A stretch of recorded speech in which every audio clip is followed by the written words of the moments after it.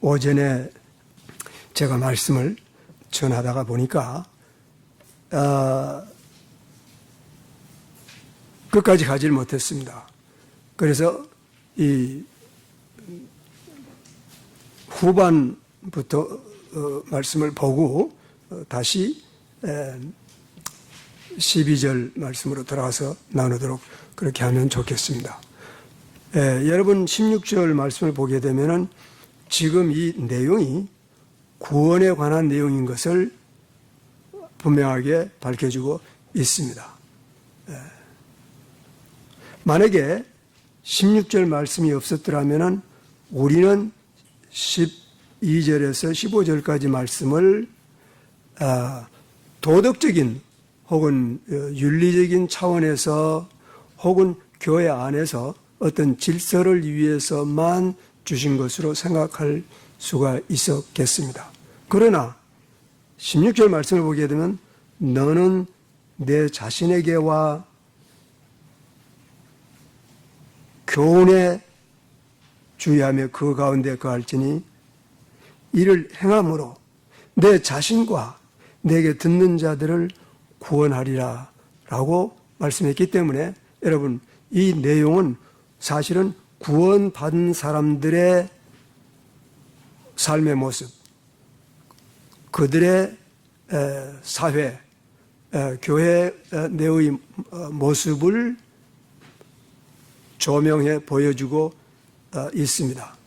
그러므로 오늘 이 짧은 내용이지만은 이 말씀이 나에게 적용이 되고 있는지를 살펴볼 뿐만 아니라 이 말씀이 우리 교회에 적용이 되고 있는지 살펴봄으로 말미암아 구원받은 사람과 구원받은 사람들의 모임이 이러한 모임이로구나 하고 확인함으로 말미암아 우리들의 삶의 변화와 조정들이 일어나야 될 것입니다. 왜냐하면 이를 위해서 하나님께서 이 계시의 말씀을 바울을 감동하여서 기록에 남긴 것이 분명하기 때문인 것입니다. 그래서 11절 말씀을 보게 되면 너는 이것들을 명하고 가르치라.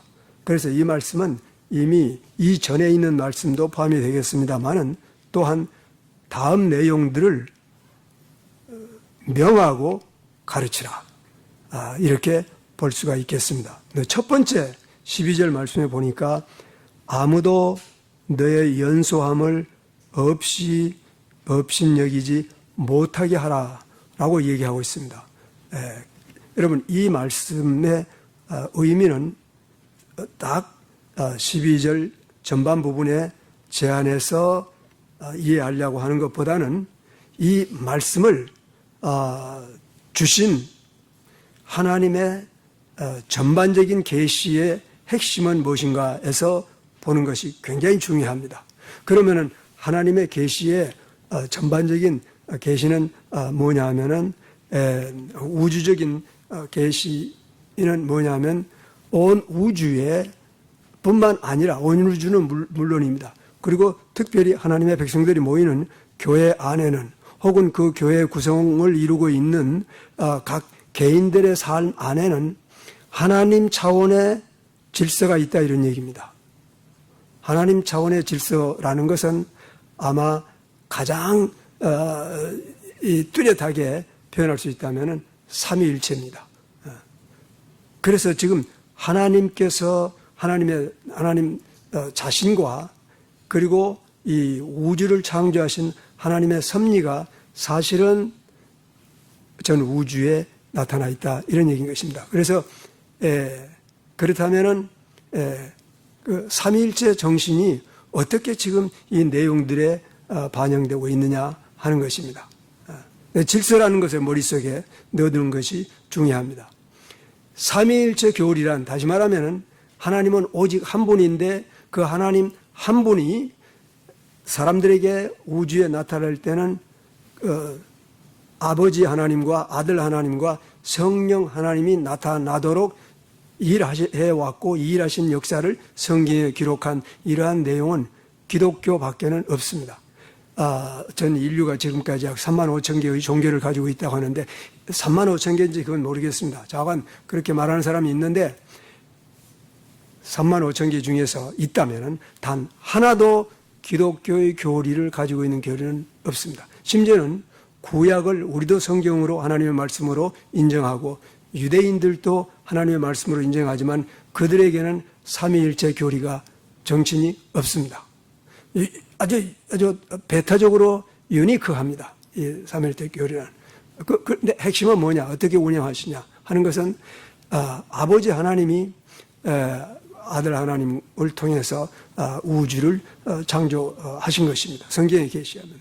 그리고 하나님이 천지를 창조하실 때 하나님의 성령은 그 모든 우주 위에 마치 운행하고 계신다고 하는 말은 이 병아리가 그 새끼들을 날개로 덮고 있다 하는 그런 의미라고 합니다. 그 성령이 그 수면 위에 운행하고 있다 하는 말은 그렇기 때문에 이 천지를 창조할 때 함께 역사하셨지만은 그 실제로 일을 하는 데 있어서는 아들 하나님이 하시는 일이 있고 성령 하나님이 하시는 일이 있다 이런 얘기인 것입니다.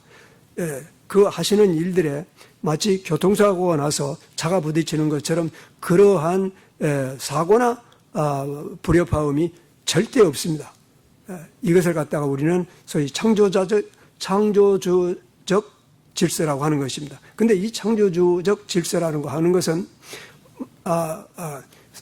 사회 운영에 있는 것보다는 피조물에 다 들어 있습니다. 모든 피조물에 들어 있는 것입니다. 다시 말하면은 이제 우리는 이렇게 듣습니다. 물체라고 하는 것은 뭐 분자로 구성되어 있다. 근데 그 분자를 쪼개는 데까지 인간이 성공했잖아요. 그래서 그걸 원자로 나눴잖아요.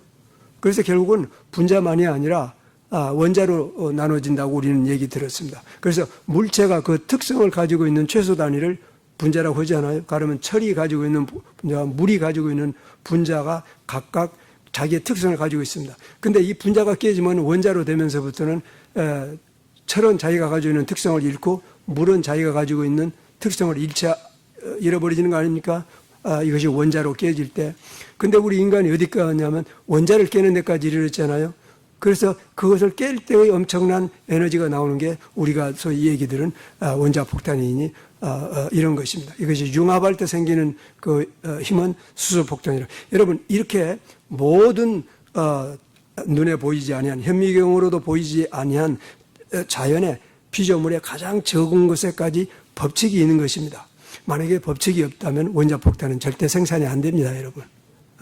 근데 뿐만 아니라 같이 눈에 보이지 않지만은 우주의 끝은 물론 보이지 않습니다. 근데 우주의 끝이 없으니까 우주의 끝이란 말은 논리적으로 좀 맞지 않습니다. 근데 우주가 움직이는 것도 지금 과학자들이 발견한 것에 의하면은 어떤 법칙이 있습니다. 뭐 그 법칙을 여러 가지로 설명을 하고 있지만은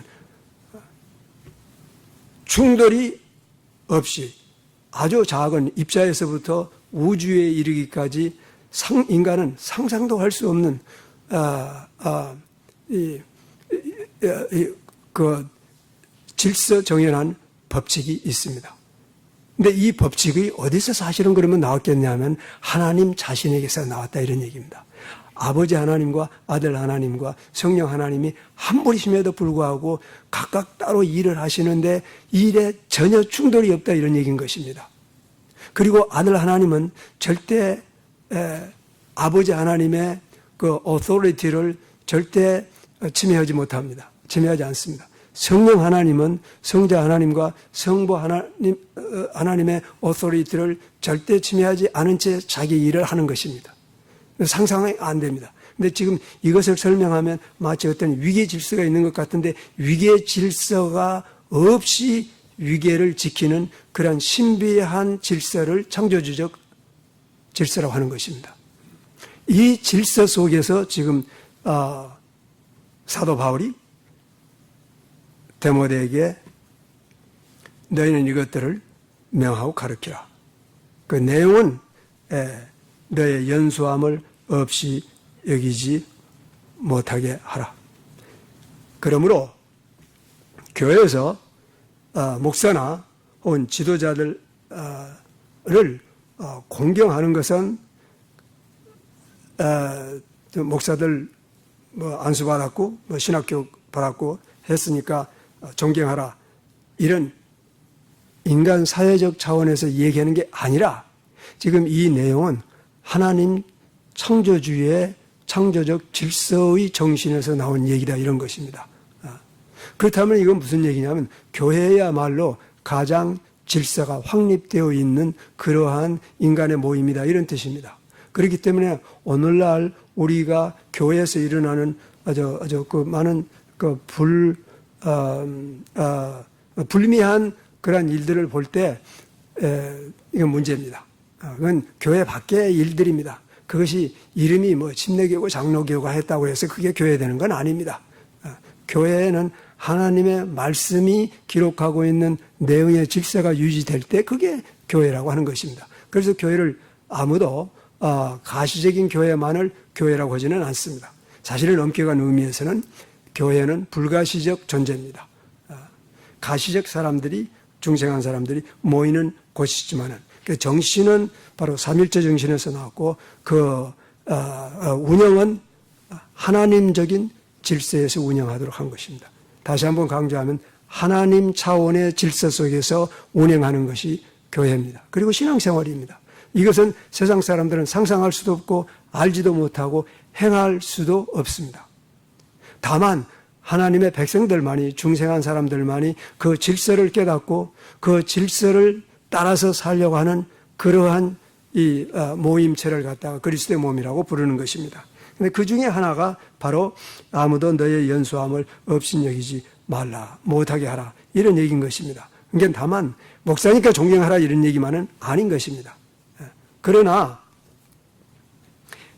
세상 가치관하고 다른 점을 하나 얘기한다면 이제 목사들이나 지도자들을 갖다 주의 종이라고 부르는데 주의 종에 대한 공경을 하라, 이런 의미입니다. 근데 여러분, 이게 잘못 이해돼 가지고 또 잘못 가르쳐 가지고 소위 주의 종은 뭐 식사할 때도 옆에서 따로 뭐 하고 주의 종 어디 가게 되면은 뭐 다른 대우를 하고, 요즘에 보니까 어느 정도로 가버렸냐면 주의 종이 아닌 사람들에게 주의 종 대접을 하는 데까지 가버린 경향이 있습니다.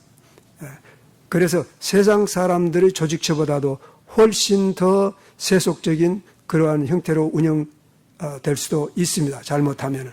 이게 전부가 잘못된 것입니다. 첫째, 주의 종에 대해서는 주의 종답게 대우를 해야 됩니다. 하나님의 명령이니까.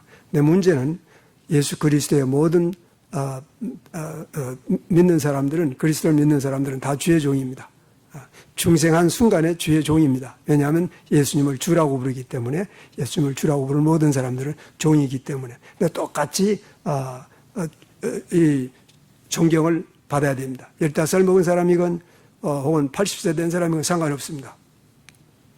다 주의 종들입니다. 같은 가치를 가지고 있다는 얘기입니다. 여러분, 기독교만큼 어떠한 인간이든지 불구자가 됐건 어린아이가 됐건 혹은 뭐 소경이 됐건 상관없습니다. 같은 가치를 인정한 그러한 사회는 인류 역사상 기독교밖에 없습니다. 여러분, 남자와 여자와 종과 주인과 혹은 수구디안이나 혹은 헬라인이나 야만인이나 혹은 유대인이 다 같이 그리스도 안에서 하나라고 하는 개념은 기독교밖에 없습니다. 근데 이것이 오늘날도 실시되고 있지 않았는데, 여러분, 2000년 전에 기독교에서는 그 인간들의 그 동등권을 가르친 것입니다. 여러분, 이건 상상도 할 수 없는 것입니다. 어디에서 그 정신이 나왔겠느냐? 바로 삼일체 정신에서 나온 것입니다. 요즘에 여권 운동이 어떻고, 뭐 아이들의 권리가 어떻고 뭐 이런 얘기들 많이 하고 있습니다. 이 사람들은 사실은 성경에 뭐라고 되어 있는지를 알아보려고 하지도 않고 알지도 못한 그런 사람들입니다. 가장 먼저 여권을 인정하고 가장 먼저 종들의 인권을 상전들의 인권과 동일하게 취급해주는 그러한 사회는 기독교 교회밖에 없었던 것입니다. 그것을 이루신 계시하신 하나님이 지금 말씀하시기를 지금 데모데에게 네가 나이 어린 것을 다른 사람들이 업신여기지 못하게 하라 하는 것은 질서입니다. 이게. 같은 종들인데 그 종들 중에서 이제 에베소 4장 11절에 있는 말씀처럼 하나님께 교회를 운영하도록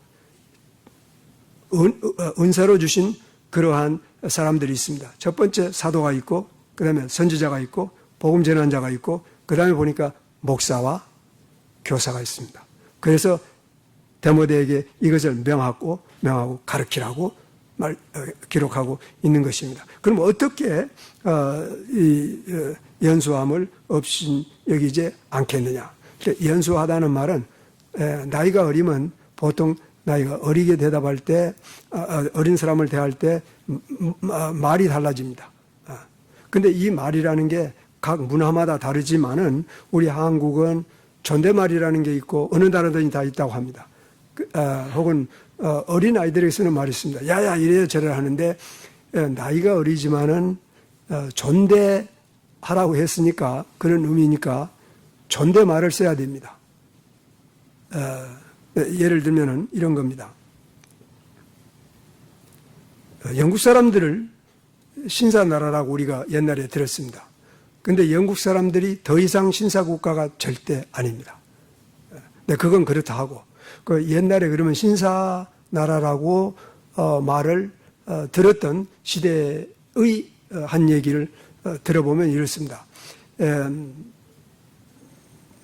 찰스 스퍼전이 이제 13살에 복음을 듣고 구원을 받은 것입니다. 그리고는 15살에 침례를 받은 것입니다.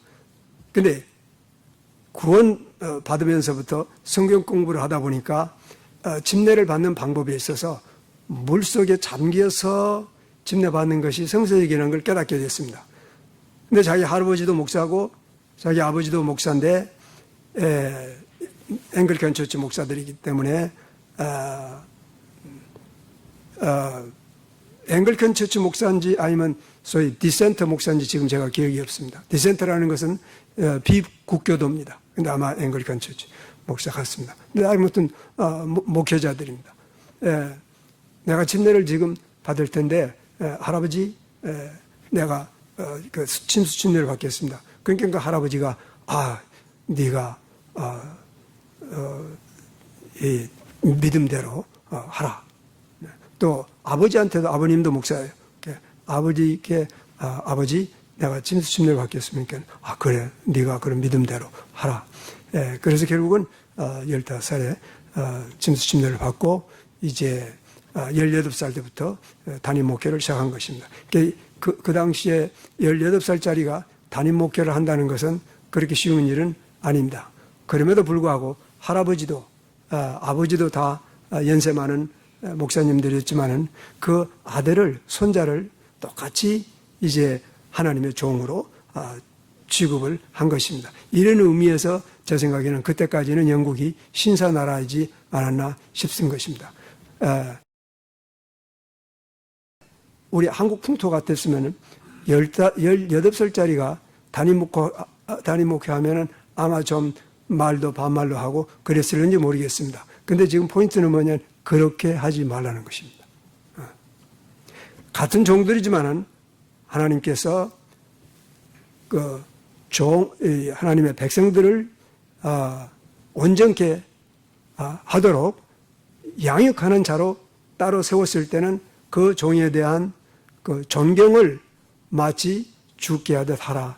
이런 얘기인 것입니다. 그 종에 쓰고 넘어지는 것이 그 주인에게 있는데 네가 누구에게 주의 종을 폄하하느냐라고 하는 그러한 이 로마서에 있는 말씀이 곧 하나님의 뜻인 것입니다. 자, 지금 이것을 주의 종은 잘 대접하라. 뭐 어디 거마비도 주고 이런 아주 세속적인 차원으로 보는 게 절대 아닙니다. 그래서 처음 제가 삼위일체의 하나님의 그 본성과 우주를 창조한 하나님의 삼위일체 정신에서 이 말씀을 시작한 것입니다. 그러므로 이것은 우리가 그저 문화에 따라서 결정할 문제가 아니라 제가 16절을 먼저 말씀드린 이유는 바로 이것이 이러한 하나님의 말씀을 따라서 대우하는 것이, 사는 것이, 관계를 갖는 것이 곧 구원의 매니페스테이션이 된다, 이런 얘기인 것입니다. 구원받은 사람들의 삶의 사역 운영의 모습이 된다 하는 것을 지금 얘기하고 있는 것입니다. 그래서 결국 16절의 이 마지막 결론이 대단히 중요한 의미를 갖는 것입니다. 그 다음에 두 번째, 주의 종들은 그러면은 12절 두 번째 줄을 보게 되면 오직 말과 행실과 사랑과 신령함과 믿음과 순결함에 믿는 자들에게 본이 되라, 이런 것입니다. 여러분, 믿는 자들은 다 본이 되어야 됩니다. 왜냐하면 데살로니가 전서에 여러분 보게 되면은 데살로니가 교인들은 복음을 듣고 믿은 지 불과 2개월도 되지 않아서 아가야 지역에 믿음의 본이 되기 시작한 것입니다. 근데 그 사람들은 특별한 사람이라고 보면 안 됩니다. 노노노, 그렇지 않습니다.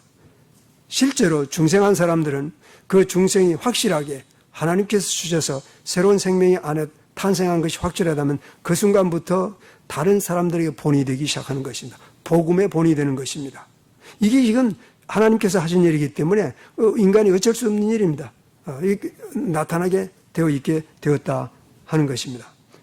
그러나 모든 주의 종들은, 특히 교회를 인도하는 주의 종들은 특별하게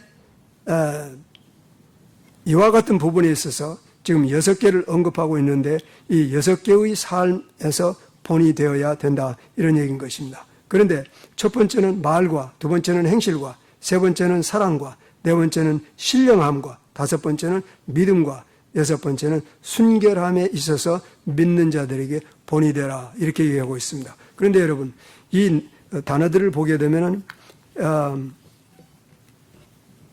더 이상 이 6개의 항목에 만약에 온전하게 본이 된다면은 이 사람이야말로 더 이상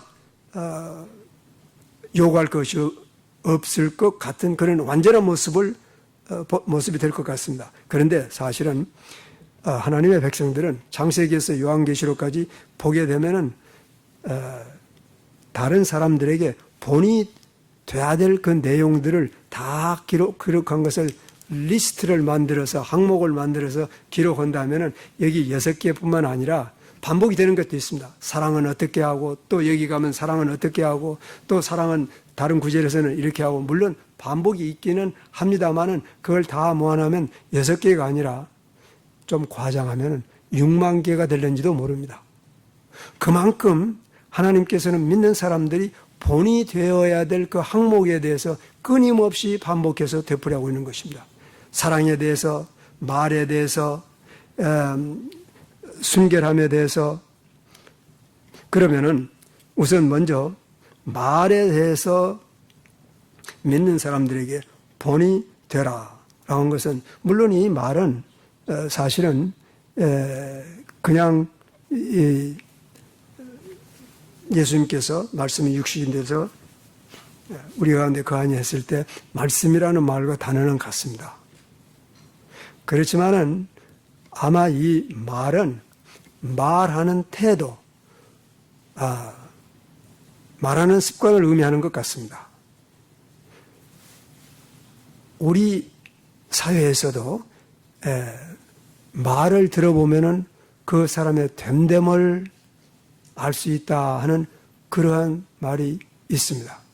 근데 그래서 잠언에서도 차라리 말하지 않고 침묵을 하면은 오히려 지혜 있는 자로 여김을 받는다라고 라고 하는 말처럼 이 말을 잘못해 놓으면 소위 들통이 드러나는 것입니다. 예. 그래서 말을 할 때 그 어떤 그 사람의 신분이나 본성이 드러나는 것처럼 말을 내 안에 예수 그리스도께서 계시고 성령이 내주하시면은 그렇게 말을 하라 이런 얘기인 것입니다. 근데 자기 입으로는 성령께서 내 안에 내주하시고 하나님의 말씀이 내 안에 거한다고 하면서 그렇게 말하면서 보통 대화할 때 말은 쌍욕은 하지 않아도 저속하게 말하게 되면 어떤 본성이 드러나냐면 그 안에 저속의 영이 있다는 것을 드러내는 것입니다.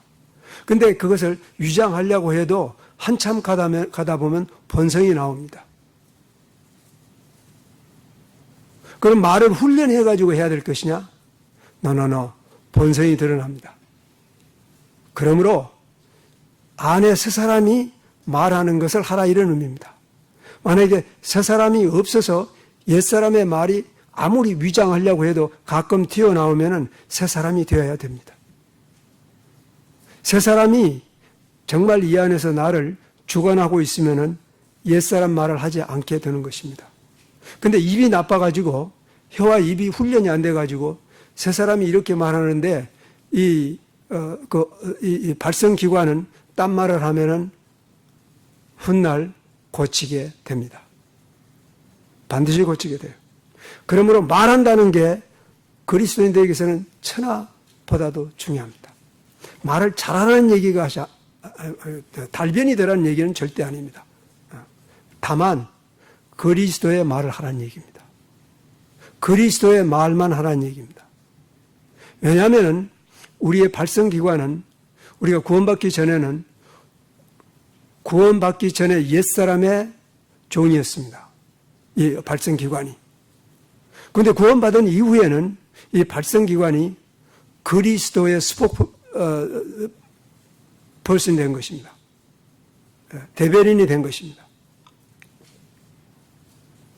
그래서 말을 들어보면 알게 되는 것입니다. 그러므로 디모데뿐만 아니라 오늘날 우리가 말을 어떻게 할 것이냐. 물론 성경에서는 덕이 되는 말만 하라고 얘기하고 있습니다. 그런데 우리가 살다 보면은 덕이 되지 않는 말도 하게 되는 것입니다. 그러면 베드로가 얘기한 것처럼 지난 날이 족한 줄 알고 이제부터는 덕이 되는 말을 하는 그런 훈련을 해야 되는 것입니다. 그러므로 사실은 7절에서 보면은 그러나 너는 망령되고 허탄한 우화를 버리고 경건에 이르도록 내 자신을 훈련하라. 하루아침에 되는 것이 아니기 때문에 훈련하는 것입니다. 근데 이 훈련을 하도록 성령께서 역사하고 있는 것입니다. 그러므로 오늘 우리가 내가 무슨 말을 할 것이냐. 말에 실수가 없으면 온전한 자라고 야고보서 얘기하고 있습니다. 왜 말에 실수가 없습니까?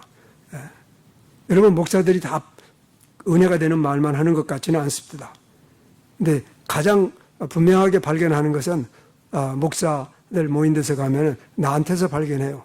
물론 다른 목사들한테서도 발견이 되지만은 아마 다른 사람들도 그렇게 바르지 아니한 말을 했을 때 마음에 큰 부담이 있고 집에 가서는 아마 회개하고 기도하지 않을까 싶습니다만은 하루아침에 말이 온전하게 되는 것은 아니라 할지라도 언젠가는 그리스도의 말 외에는 하지 않는 결과에 도달이 돼야 된다. 이런 얘기인 것입니다. 왜냐하면 말은 그 사람의 궁극적으로 인격을 그리고 신분을 나타내기 때문입니다. 근데 두 번째는 행실에 있어서 본이 되라고 기록하고 있는 걸 보게 됩니다. 여기 보면 그냥 행실을 말이죠. manner of living이라고 그랬어요. 그러니까 삶 전체를 나타내는 것입니다. 이제는 외부적인 삶 전체를 나타내고 있는 것입니다. 그래서 요한 1서에서 말과 혀로만 사랑하지 말고 오직 행함과 진실함으로 하라 라고 기록하고 있습니다. 행함으로. 수없이 듣는 내용입니다만은 행함이 없으면은 죽은 믿음이라고 성경은 얘기하고 있기 때문에 여러분 이 행함이 대단히 중요합니다. 대단히 중요합니다. 왜냐하면 16절에서 여러분 다시 한번 보면 너는 내 자신에게와 교훈에 주의하며 그 가운데 거할지니 이를 행함으로 내가 내 자신과 너에게 듣는 자들을 구원하게 되리라. 말뿐만 아니라 행함으로 자기 구원을 입증하게 되는 것입니다. 그리고 듣는 사람들의 구원에 절대적인 영향을 미치게 되는 것입니다. 그러므로 야고보는 이렇게 얘기하고 있습니다. 그러므로 모든 더러운 것과 넘치는 악을 내어버리고 능히 너의 영혼을 구원할 바 마음에 심긴 말씀을 온유함으로 받으라. 오직 너희는 말씀을 행하는 자가 되고 듣기만 하여 자신을 속이는 자가 되지 말라. 물론 여러분 의도적으로 내가 나 자신을 속이지는 않아져 갑니다. 그러나 어느 한 순간에 가다 보면 부지 중에 나의 마음과 양심과 속과 다른 말을 하게 됩니다. 그 순간을 갖다가 사기라고 부릅니다. 이 사기성이, 이 거짓이, 디셉션이, deceiving spirit가 우리 아무리 쫓아내려고 해도 때로는 잠복해 있고 때로는 다시 쳐들어오고 밤에 자고 있는 사이에 여러분 끊임없는 훈련을 요구하고 있는 것이 그리스도인의 삶입니다. 24시간. 그래서 어떤 사람 말처럼 게으른 사람은 크리스천 라이프 못 삽니다. 그래서 누구든지 말씀을 듣고 행하지 아니하면 그는 거울로 자기의 생긴 얼굴을 보는 사람과 같으니 제 자신을 보고 가서 그 모양이 어떠한 것을 곧 잊어버리거니와 자유케 하는 온전한 율법을 들여다보는 자는 듣고 잊어버리는 자가 아니요 실행하는 자니 이 사람이 그 행하는 일에 복을 받으리라. 여러분 이 약속은 대단히 중요한 거 아니겠습니까? 말로만 주의 해가지고 주의 종이 되는 것은 아닙니다. 그것을 행위로 입증할 때 그때 그 사람이 진짜 주의 종인지 아닌지를 알 수가 있는 것입니다. 그래서 지금 바울은 디모데에게 내가 말뿐만 아니라 행실로 믿는 자들에게 본이 되어라. 세 번째 바울이 언급한 것은 여기서는 사랑입니다. 사랑은 성경 전체의 각 모든 구절마다 아마 31,102개의 구절이 있다고 하는데 아마 사랑의 내용이 빠진 게 없을 정도로 가장 가득 차 있는 게 성경입니다. 이걸 뭐 다시 강조해야 될 필요가 없을 것 같지만 yes, 다시 강조해야 될 절대적인 필요가 있습니다. 왜냐하면 성서적인 사랑은 결국은 구원의 조건으로 생각하면 됩니다. 그건 믿음으로만 되는 것이죠. 여러분, 믿음의 안쪽이나 바깥쪽은 사랑입니다. 근데 성서적인 사랑은 보면 볼수록 불가능한 것입니다. 성서적인 사랑 안에는 여러분 이런 것들이 포함되어 있기 때문인 것 같습니다. 원수를 어떻게 하라고요? 그게 그렇게 쉽습니까? 쉽지 않습니다. 원수 아니래도 때로는 어떠다 보면 자기 아이들도 그냥 원수처럼 싸움하는 부부간은 어땠으면 한 몸이라 그래 놓고는 어떻게 이렇게 싸움은 많고 이 형제들도 마찬가지고 쉽지 않아요. 그리고 핍박하는 사람들을 위해서는 성경이 어떻게 하라고 했어요? 기도하고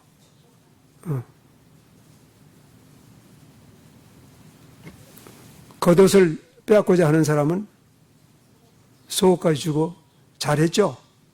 그게 쉽지 않아요, 여러분. 여러분, 아무도 성서적인 사랑이 쉽다고 하는 사람은 시옷자도 모르는 사람입니다.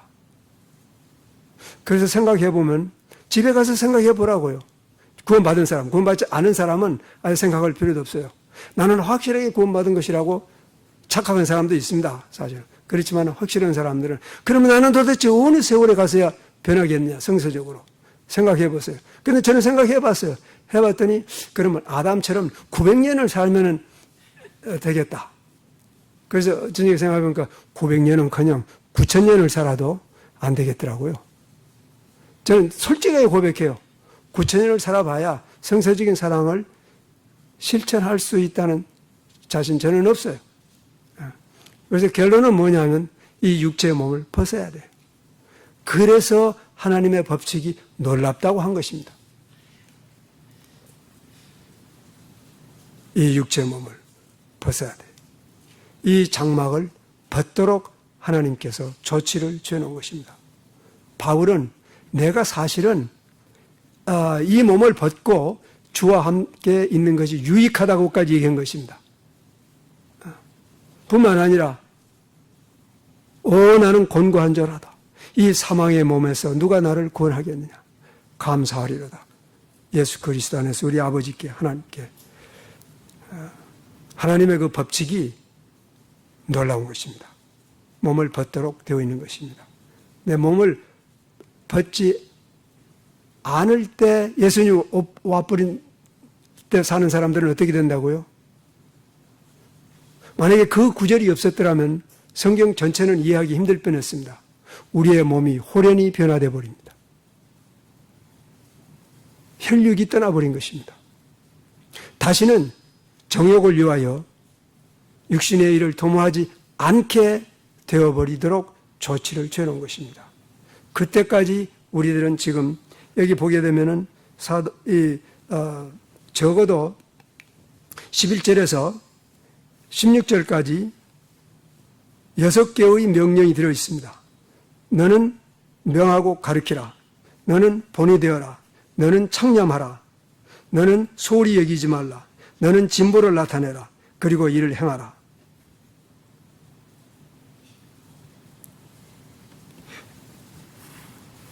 쉬운 일이 아닙니다. 그러나 그리스도인들은 쉬운 일을 위해서 이 세상에 창조된 사람들은 아닙니다. 어려운 일인데 우리가 노력하면 될 수 있는 그런 정도의 어려운 일도 아닙니다. 불가능입니다. 그러면 불가능한 행위를 하도록 하나님께서 우리를 지으셨나요?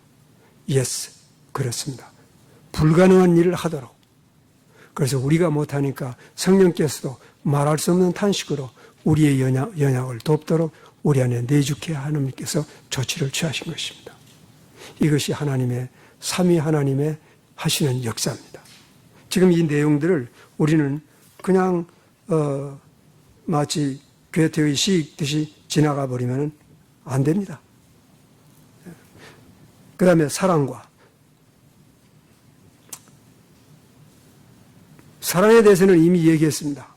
그러나 우리가 저는 저녁에 가서 읽을 것 같지는 않습니다만은 혹시 여러분 중에는 집에 가서 고린도전서 13장을 읽어보시도록 권하고는 싶습니다.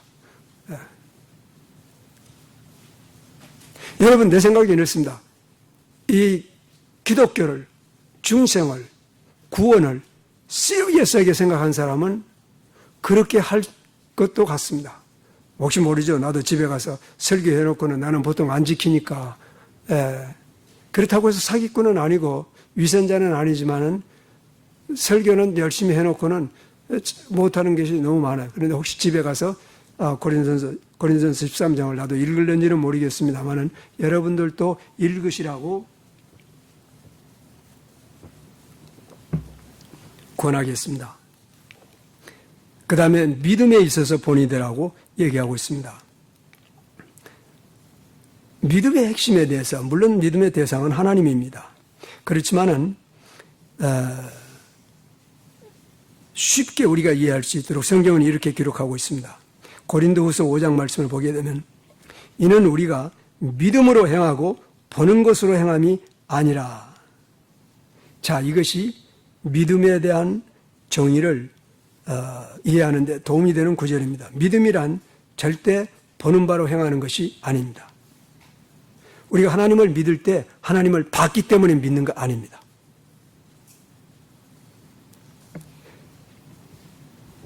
이것이 바로 성서적 세계관과 세속적 사람의 세계관과 다른 점입니다. 세상 사람들은 반드시 눈으로 봐야 되거나 듣거나 손으로 만지거나 혹은 기계로 측정하거나 돼야 되만 믿기 시작합니다. 소위 과학이라는 우상숭배의 시대가 되었을 때 더구나 그렇습니다.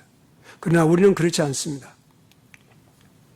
하나님의 말씀과 성령의 깨달음으로 말미암아 그것이 우리의 양심에 부딪힐 때 우리의 양심이 깨어진 그 양심을 눈을 열기 시작하는 그러한 성령의 역사를 할 때 우리는 그 믿음의 본체를 시작하고 내가 이제는 보는 바로 듣는 바로가 아니라 나의 양심을 치료한 그 성령께서 다시 깨우신 그 양심을 따라서 이제 내가 생각하겠다면 거기서부터 믿음이 시작되는 것입니다. 보는 바로 시작되는 게 아닙니다. 이것이 기독교의 믿음의 실체 중에 하나입니다. 우리가 담대하여 원하는 바는 차라리 몸을 떠나 주와 함께 거하는 것이라. 그런즉 우리가 거하든지 떠나든지 주를 기쁘게 하는 자 되기를 힘쓰라. 이는 우리가 다 반드시 그리스도의 심판대 앞에 드러나서 각기 선악간에 그 몸으로 행한 것을 따라 받으려 함이니라. 바울이 가진 동일한 믿음을 가진 사람들은 동일한 삶의 추구를 위해서 매 순간을 조정해 가는 그런 사람들입니다. 그 다음에 6번째 보면 여러분 순결함에 있어서 본이 되라고 기록하고 있습니다. 여러분 이 순결함은 광범하죠. 그러나 어디서부터 시작할 것이냐? 여러분 마음에서부터 시작이 돼야 됩니다. 왜냐하면 하나님께서는 외모로 사람을 취하지 않는다는 그 말씀을 하나님의 뜻을 구약에서 신약에서 한두 번도 아니고 수없이 되풀이하고 있습니다. 그것이 바로 입으로 주여 주여 하는 자가 하늘나라에 가지 못할 것이라는 것과 같은 것입니다. 그러므로 마음이 새로워져야 된다는 거 가지고 안 돼요. 마음이 재창조돼야 됩니다. 여러분 아마 시편 51편에 있을 것 같습니다. 그 다윗의 간절한 기도 중에 이런 게 있습니다. 하나님, 내 속에 정한 마음을 창조하시고 내 안에 정직한 영을 새롭게 하옵소서, 그런 말씀이 있습니다. 네, 집에 가서 한번 찾아보면서 왜 마음은 창조라고 그랬고 영은 새롭게 하는 것인지 신학적으로 제가 잘 아는 건 아닙니다. 그렇지만은 깊은 뜻이 있습니다. 그러므로 내 안에 나의 마음이 새로 창조되었거나 아니면 내 영이 새롭게 되었는지는 정말로 밤이 깊도록 아침에 해가 뜰 대로 점검해서 확인을 해야 될 부분들입니다. 그리하지 않고 이제 마음의 순결이 없이 몸의 순결이나 혹은 관계의 순결이 있을 수가 없기 때문입니다. 먼저 마음이 순결해야 됩니다. 그러면 몸이 순결해야 됩니다. 그 다음에 돈 문제에 있어서 순결해야 됩니다. 네 번째는 시간 문제에 있어서 순결해야 됩니다. 시간 잘못 사용하는 게 도둑질입니다, 여러분. 그럼 어떻게 시간을 쓰라고 그랬느냐? 세월을 아끼라.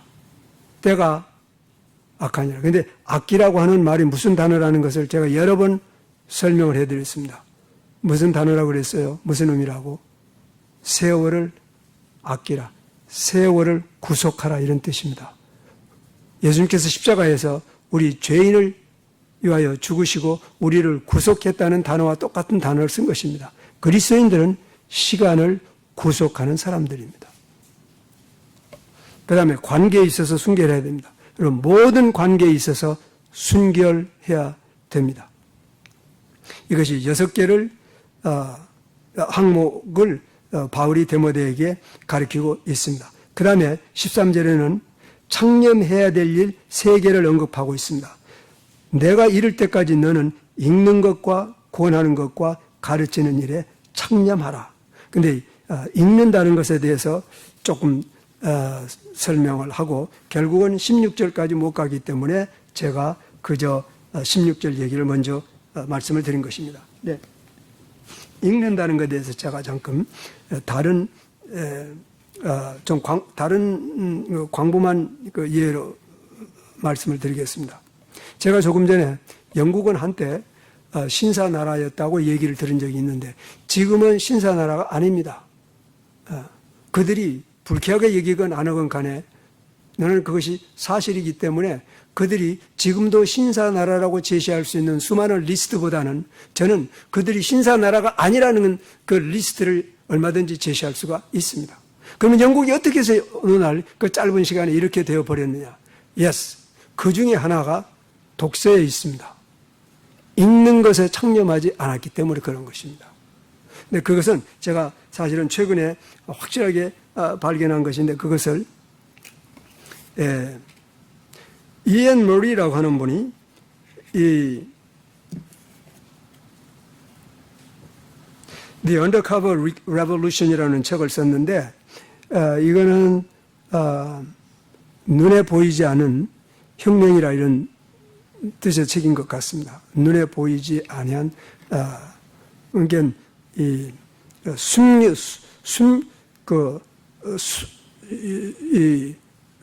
숨겨진 그런 혁명이라 이런 뜻입니다. 근데 결국 이 혁명으로 말미암아 대영 제국의 그 세력뿐만 아니라 이 영적으로 지도 국가였던 영국이 무너지게 된 일 중에 하나가 바로 독서에 있다는 그런 얘기인 것입니다. 그런데 이것을 엄청나게 잘 분석을 했습니다. 이앤 머리라고 하는 분이. 그 중에 한 몇 개의 예를 드는데 이런 것입니다. 영국의 이 유명한 사람들이 쓴 책들이 미친 영향입니다. 제가 지금 말씀을 하면은 어떤 분들은 금방 이렇게 아이덴티파이 할 수 있는 분들도 있고 좀 알려지지 않은 분도 있습니다. 첫 번째 로버트 루이스 스티븐슨이라는 분의 분석을 했습니다. 두 번째는 토마스 하디, H.G. 웰스, 월터 휘트만, 조지 버나드 쇼, 버트랜드 러셀, 버지니아 wolf 이런 사람들에 대한 그 문학 작품을 분석한 것입니다. 근데 제가 이걸 보면서 놀란 게 여러분 대부분 혹시 젊었을 때 시를 해본 적이 있는 사람은 로버트 루이스 스티븐슨 같은 사람은 너무 유명하기 때문에 어떤 우상화된 그런 정도입니다. 근데 이 사람이 이안 머리에 의하면은 영국의 젊은 사람들, 젊은 인텔리들을 갖다가 뇌를 파괴시킨 그런 일들. 근데 그 사람 시가 얼마나 아름다웠더니 저는 지금도 그걸 외우고 있는 게 하나 있어요. 루이스 스티븐슨이. 일종의 조그만 부분에 영웅이었던 것 같아요. 내 마음속에. 근데 이 사람이 그 생애를 썼는데 자기 아버지는 토마스 스티븐슨이라고 상당히 유명한 소위 양반 계급의 사람이었던 것 같습니다. 그리고 아주 신실한 그리스도인이었습니다. 아들을 위해서 참 일생을 기도한 그런 분이었습니다. 근데 아들은 이제 옥스퍼드 대학 들어가가지고는 클럽을 만들었습니다. 근데 자기하고 같이 클럽을 만든 그 사람 이름은 제가 잊어먹었습니다만은 이제 그건 뭐냐면은 가입 조건이 예수 그리스도를 부인하는 사람만 그 클럽에 들어올 수 있습니다. 그가 이제 열 몇 살이 됐을 때, 20살 가까이 됐을 때, 이 사람이 그 정도로까지 벗어나 버리고 만 것입니다. 그리고, 그분이 쓴 수많은 책들로 말미암아 결국 젊은 사람들의 영혼을 파괴하는 그런 일들이, 일어났던 것입니다. 긴 과정입니다. 근데 제가 조금 전에 말씀드린 것은 우리가 젊었을 때 이 사람들은 시를, 좋아하는 사람들의 영웅이었던 것입니다. 토마스 하드도 그렇고, H.G. 웰스라든지 이런 사람들 그야말로 노벨상 받고 버나드 쇼라든지 혹은 버트랜드 러셀이라든지 여러분 노벨상을 받은 정도의 그런 탁월한 수준에 있는 그런 사람들인 것입니다. 그럼에도 불구하고 그들이 쓴 책으로 말미암아 사실은 영국의 젊은 청년들, 그 인테리들이 전부 머리에 이 영적인 뇌세포가 파괴돼 버리고만 그런 일들을 지금 분석해 놓은 내용인 것입니다. 가령 H.G. 웰스 같은 경우는 유명한 사람인 줄 여러분들 알고 있잖아요. 근데 1800년도에 이제 찰스 다윈이 그 종의 기원이라는 책을 썼을 때 이렇게 얘기했습니다. 우리 인류 역사상 출판된 책 중에 가장 위대한 책이라고 그랬습니다. 근데 성경은 믿을 수 없는데 성경을 대체할 만한 어떤 이론이 나와야 되는데 자기 비상한 천재지만은 별로 천재가 아닌 찰스 다윈이 쓴 책에서 보고 자기를 완전히 매료시키고 만족시키는 그런 내용을 보면서 그야말로 엄청나게 칭찬을 한 그러한 인물이 된 것입니다. 버나드 쇼라든지 러셀이라든지. 제가 지금 이것과는 전혀 다른 소스에서 이분의 그 분석이 입증이 된 것을 하나 발견한 것입니다. 다른 책에서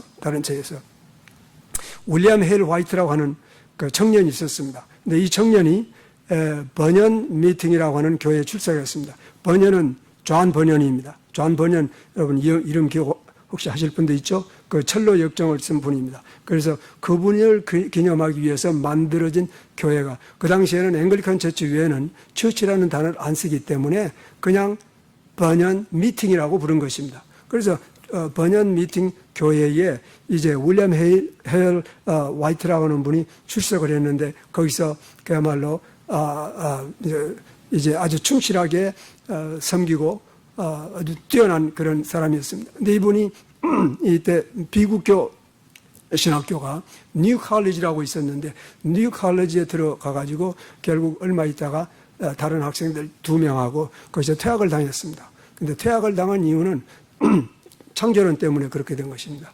이 천지창조가 하나님이라고 하는 분이 과연 만들었다고 하는 것이 타당성이 있느냐 이런 문제를 교장한테 질문해 가지고 조사를 해봤더니 이 학생들은 사실은 믿는 사람들이 아닌 것입니다.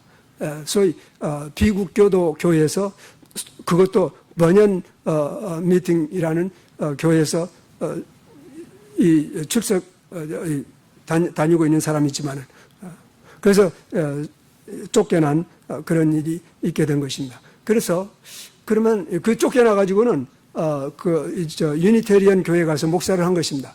유니테리언 교회가 어떤 것이라는 것은 지금 제가 설명하지만 예수와 성경은 완전히 이제 내버리고 자기들이 만든 그런 교회가 있어요. 자, 미국에서 1600년도에 우리 미국에서는 최초로 유니테리언 학교가 된 게 하버드 대학교입니다. 이미 1600년도에. 그리고 그것에 반영으로 시작한 예일도 순식간에 100년이 안 돼서 결국은 유니테리언 방향으로 바뀌어져 버린 그런 역사를 가지고 있는 것입니다. 그럼 도대체 윌리엄 헤일 화이트라고 하는 사람은 어디에서 이런 이 성서적인 신앙의 뇌세포가 파괴되어 버린 그런 일들이 일어나냐면 바로 다른 사람이 아니라 윌리엄 워드워즈라고 하는 사람의 시를 읽다가 소위 말은 깨달음이 온 것입니다. 자, 여러분 혹시 데퍼딜스라고 하는 시를 기억하고 있을 수도 있고 모를 분도 많이 있을 것입니다. 저는 이 데퍼딜스 하도 아름다워서 그걸 그냥 마치 이 사춘기 때 마치 이쁜 여학생을 사랑하듯이 그런 기억이 있어요. 그 원래 제목은 I wander the lonely like a cloud 이런 의미입니다. 나는 구름처럼 외로운 길을 방황하고 있었다. 그런 내용인데 그걸 다른 이름으로는 데퍼딜스입니다. 데퍼딜스를 쓴 윌리엄 워드워즈의 그 시를 보고 이 윌리엄 헤일 화이트라고 하는 사람이 뒤집어져 버린 거예요. 물론 뿌리가 내리지 않았기 때문에 그 사람이 결국은 다시 말하면 하나님의 창조를 버리고 인간의 이성을 따라 왔다고 생각합니다. 근데 어디에서 그러느냐? 바로 워드워스의 그 시를 보고 소위 개종을 한 것입니다. 어디로 개종했냐면은 이렇게 됐다고 합니다. 그 천지를 창조한 하나님을 떠나가지고 드디어 그 인간의 위대성에 나 안에서 발견한 하나님으로 돌아왔다는 것입니다. 지금 제가 말씀드린 게 조금 복잡하죠. 왜냐하면 성경은 분명하고 간단한데 사람들이 만든 것은 수많은 트위스트가 있습니다. 그래서 그걸 내가 잘 설명하지 못하면 여러분들은 나는 열심히 설명하고 있는데 여러분은 아무것도 못 알아듣는 채 그냥 지나갑니다. 워즈워즈가 누군지 뭐 데퍼딜스 그 수선화라는 뜻입니다. 그리고 뭐 아까 뭐라고 했나 로버트 루이스 스티븐슨이 어떻고 로버트 루이스 스티븐슨이 그 보물 쓴 그런 유명한 사람 아니에요? 좌우지간 어떤지 아니에요? 여러분 왜 이 사람들이 진리를 떠나서 비진리의 암흑으로 떨어져 버리게 됐느냐? 읽는 것에 창념하지 않았기 때문입니다. 바울은 데모데에게 내가 이를 때까지 읽는 것과 권하는 것과 가르치는 것에 창념하라. 오늘 여러분 우리가 무엇을 읽느냐에 따라서 무엇을 생각하느냐가 형성이 됩니다. 그리고 사람은 무엇을 생각하느냐에 따라서 말하게 되는 것입니다. 그래서 그 말하는 내용을 들어보게 되면 그 사람이 지금 뭘 생각하고 있는가를 알 수 있게 되는 것입니다. 그래서 생각을 바꾸는 것이 바로 독서에 있는 것입니다. 이런 수많은 예들이 있지만은 그러므로 오늘 우리가 무엇을 보느냐, 무엇을 듣느냐, 무엇을 읽느냐. 우리의 영혼을 안전한 곳에 맡겨야 되겠다. 만약 그런 생각이 들게 되면 우리는 첫째 읽는 일에 창념을 해야 됩니다. 무엇을 읽느냐. 제가 지금 예로 든 이것은 빙산 일각입니다. 그러므로 우리가 다시 한번 하나님의 영원한 경륜이란 하나님의 말씀을 읽는 데서부터 시작하는구나. 근데 여러분 옛날에는 말씀이 구전으로 내려왔다고 합니다. 근데 하나님께서는 다른 방법으로 쓴 것 같습니다. 구전, oral tradition입니다. 구전에 의존하지 않았습니다. 하나님께서 모세에게 말씀을 주시고 이렇게 시작했습니다. 모세가 백성들에게 가르칠 그 내용을 성경에 보니까 하나님께서 친수로 쓰셨더라 그랬습니다. 글에 남긴 것입니다. 그리고는 모세가 가르친 내용을 글에 쓰게 해가지고 여호수아에게 준 것입니다. 처음부터 히브리 사람들은 기록에 남긴 것입니다. 조금 다른 얘기를 하나 더 하면은 지금 자유주의 신학자 중에서 일부는 특히 고고학자들에게 히브리인들에게는 그 당시에 모세 당시에 문자가 없었다고 가르쳐 왔습니다.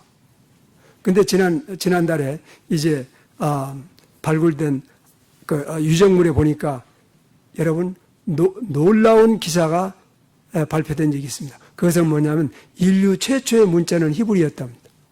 근데 이게 지금 논란이 되고 있습니다만은 정말 히브리어가 인류 최초의 문자였는지. 근데 바로 지난달입니다.